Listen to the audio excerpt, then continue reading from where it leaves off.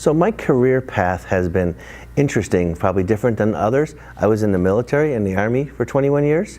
And in the military, it seems to be very important that we specialize. And so I thought at one point I wanted to be a pediatric dentist.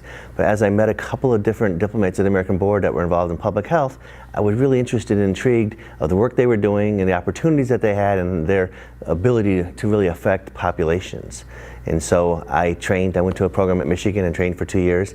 And then my career path has been interesting in the military. I got to do lots of different types of things. I got to have sometimes some projects were research-based. I got to work with population health to try to really improve the health of soldiers deployed around the world, and got involved in health policy as well. So I retired from the military. Well, and the last thing I did in the military I think is important too, is that I think there's non-traditional roles of public health. I ran the Department of Defense's dental insurance programs.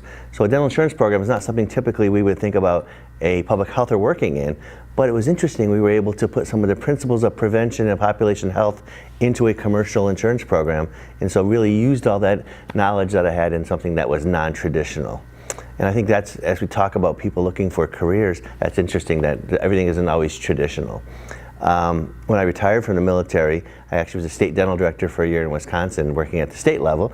State and federal are much different, but working to promote prevention activities across the state. And now I currently have a couple of positions, but I work for Delta Dental of Iowa. So vice president for professional relations and run our networks and work on our foundation, and still get to do public health. But I also run a residency for AT Still for dental public health, and we have a distance residency. So it's unique in that it's a combined master's and residency, and folks can still keep their jobs and still do training. So it provides an opportunity for people who can't move and go to the traditional setting for residency.